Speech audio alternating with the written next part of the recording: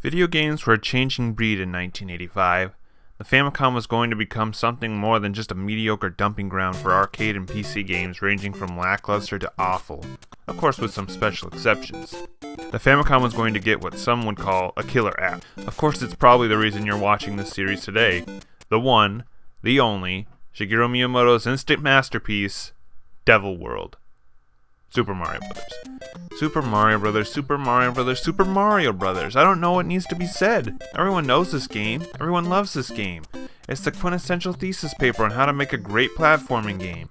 I could describe Super Mario Brothers like poetry for the next few minutes, like some pseudo-intellectual reviewer. Or I could actually talk about what makes it great. But before that, story time. The peaceful Mushroom Kingdom is invaded by the Koopa army led by King Bowser. The Koopas have magical powers that'll turn civilians into rocks and bricks. Don't think about that when you're breaking a brick. The kingdom falls into ruin and even the Mushroom allies, the Goomba, joins the Koopa sides. Only the Mushroom King's daughter, Princess Peach, can undo the spell, but she is locked away by Bowser himself. Mario, the hero of the story, maybe according to the instruction booklet, not sure what that's about, hears about Peach's plight and must come to her aid and rescue her. And to do that, you must traverse all over the Mushroom Kingdom. The grassy fields, the dank caverns, the wet ocean floor, the mushrooms in the sky, and finally the castles at the end of each world, all while stopping the Koopas any way he can. And that is Super Mario Brothers. Now that that's out of the way, let's answer the question, what made Super Mario Brothers so good? What helped made it stand out? Well, it's one simple thing, the controls. Never before has it felt like you're in control of a character than just directing a character to move. Mario moves in midair, he has momentum, he's a real person.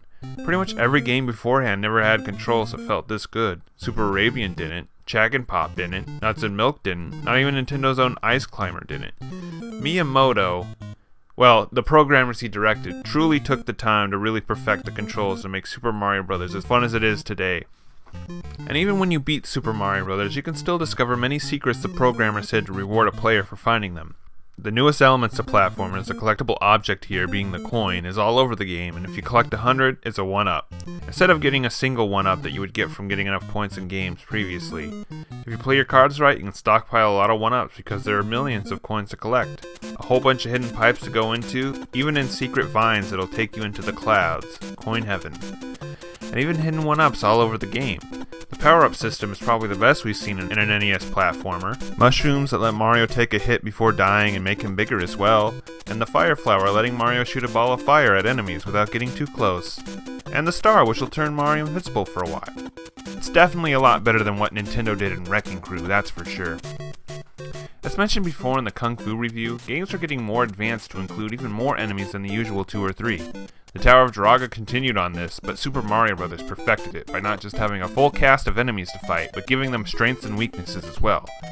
Buzzy Beetle, for example, acts like the typical Koopa Troopa when put into its shell, but it can't be put out with your fire attack with its defensive shell.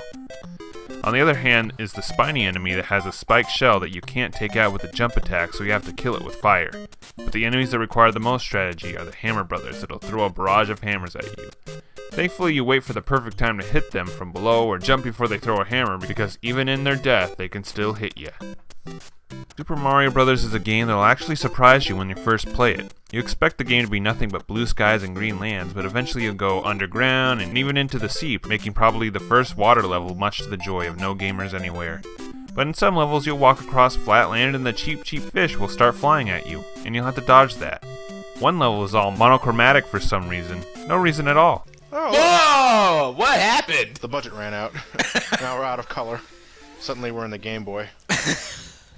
Probably the most surprising thing in this game is being able to jump into the area where the hut is located and can run across a level dealing with none of it. But at the end you'll find a warp zone. And for the experienced player, you can get through the last levels of the game in under a few minutes and may even beat it in only 5.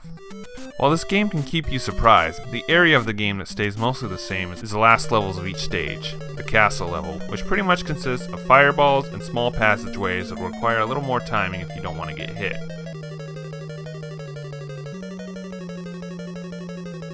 And the end is the fight with Bowser, whose plan of action is taking you out with fire and later a barrage of hammers.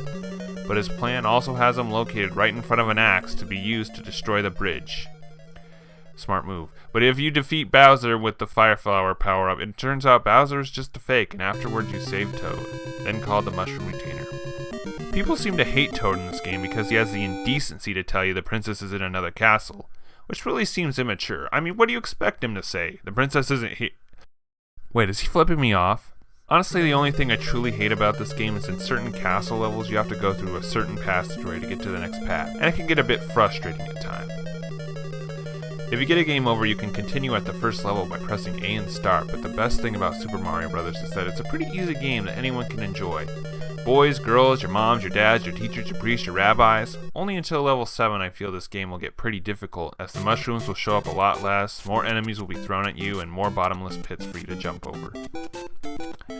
Finally, you'll reach the final castle, which is a maze as mentioned before, but it manages to make it tolerable by involving taking the right pipe instead of a correct pathway. But you'll face the final Bowser and meet Peach in all her 8-bit glory.